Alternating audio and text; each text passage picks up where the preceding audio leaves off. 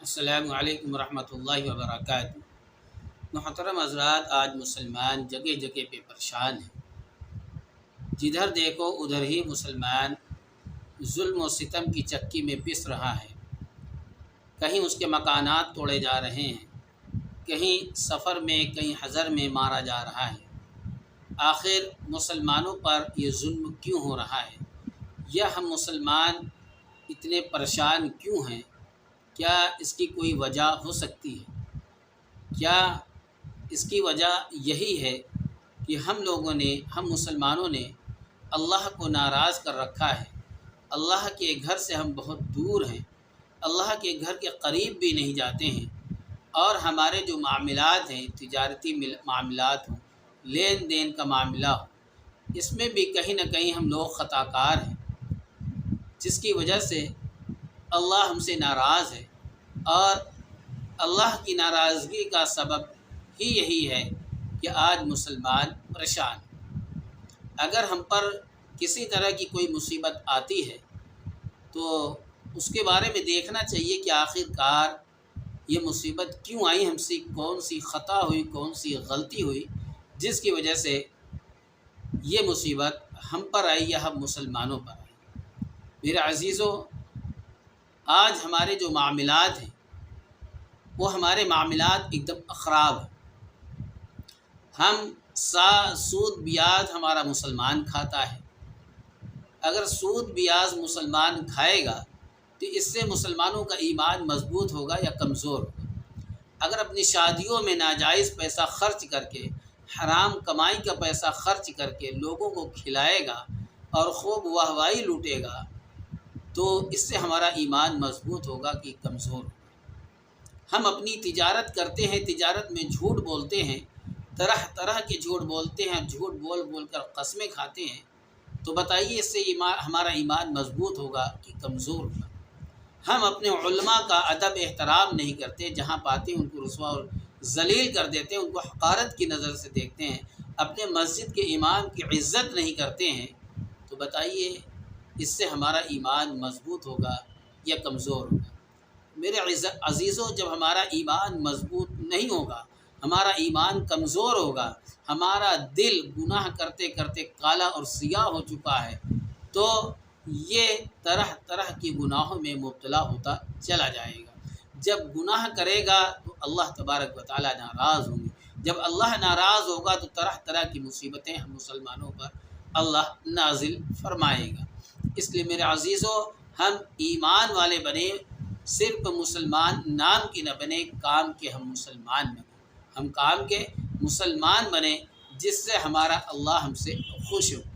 آج بے حیائی کہہ لیجئے کہ اکثر و بیشتر گھروں میں بے حیائی پھیلی ہوئی ہے۔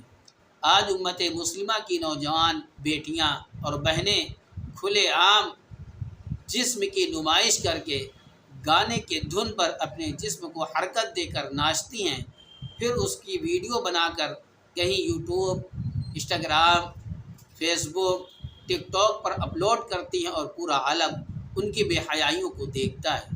تو بتائیے کہ جن کی بیٹیاں، جن کی بہنیں بے حیائی پھیلائیں اور ان کے گھر والے اس پر خاموش رہیں، تو اللہ تبارک و تعالی ہمارے اس عمل سے خوش ہوگا۔ کل قیامت کے دن اگر اللہ تبارک و تعالی ان بچیوں کے والدین سے پوچھ لے گا کہ ہم نے تم کو لڑکی دی تھی، یعنی اس کو رحمت بنا کر تمہارے پاس بھیجا تھا، تم نے اس کی کیسی پرورش کی، کیسی تربیت کی، تو اس وقت جو ہے کیا عالم ہوگا کہ ہم اللہ تبارک و تعالیٰ کے سامنے کیسے شرمندہ ہوں گے۔ تو میرے عزیزوں، اگر ہماری بہن بیٹیاں اس طرح سے ویڈیو اپلوڈ کرتی ہیں، انسٹاگرام پر بے حیائی پھیلاتی ہیں، ناچ گانے کی دھن پر ناچتی ہیں، تو ان کو فوراً روکا جائے، ان کو منع کیا جائے، ان کو اس چیز سے روکا جائے، ورنہ کل قیامت کے دن اگر اللہ تبارک و تعالیٰ نے سوال کر لیا تو ہمارے پاس اس کا کوئی جواب نہیں ہوگا۔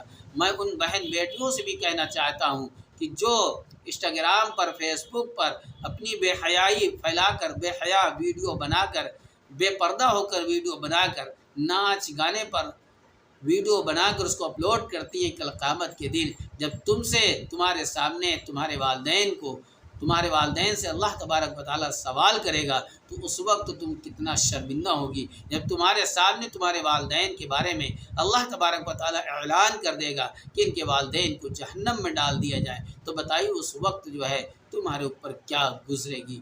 اس لیے میری بہنوں اگر تم انسٹاگرام پر بے حیائی بے پردہ ہو کر ویڈیو بناتی ہیں تو اس سے توبہ کریں، اللہ تبارک و تعالیٰ توبہ کو قبول کرے گا۔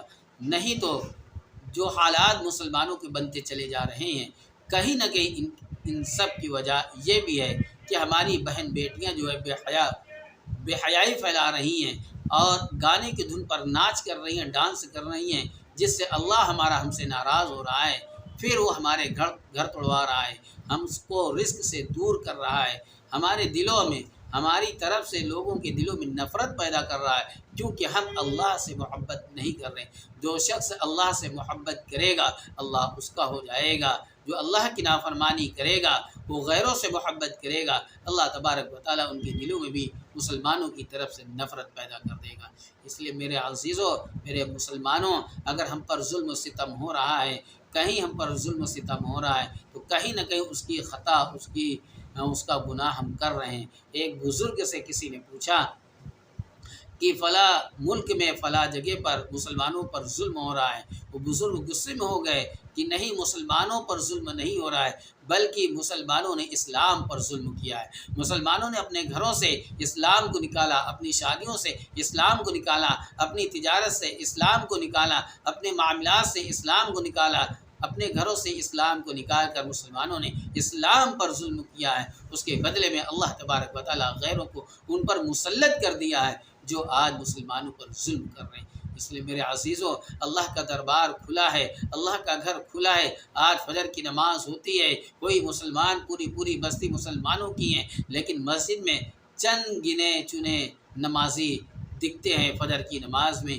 ایک امام ہے، ایک مقتدی ہے، ایک مؤذن ہے، ایک دو حضرات اور آ جاتے ہیں، پوری بڑی سی بڑی مسجد خالی نظر آتی ہے اور بستی پوری مسلمانوں کی ہے۔ تو بتائیے، جب ہم فجر کے ٹائم سوئیں گے، ہم فجر نہیں پڑھیں گے، ظہر نہیں پڑھیں گے، عصر نہیں پڑھیں گے، مغرب نہیں پڑھیں گے، عشاء نہیں پڑھیں گے، تو بتائیے ہم کس کام کے مسلمان ہیں؟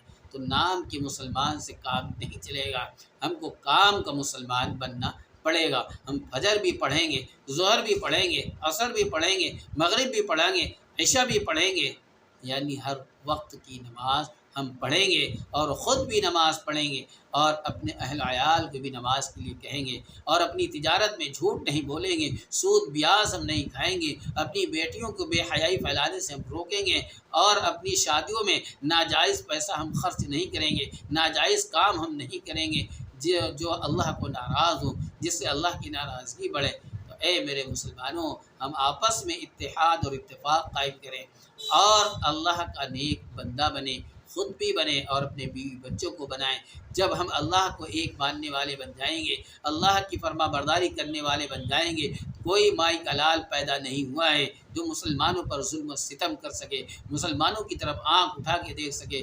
بس شرط یہ ہے کہ ہم ایمان والے بن جائے، پکے مسلمان بن جائے، ہمارے اندر سے گناہوں کو کرنے کی تو دور کی بات، ہم اپنے دماغ میں، اپنے دل میں گناہ کے بارے میں سوچے بھی نہ۔ مجھے امید ہے کہ انشاءاللہ میری اس ویڈیو کو دیکھ کر لوگ ضرور اس پر عمل کریں گے اور اس ویڈیو کو شیئر کریں گے۔ السلام علیکم۔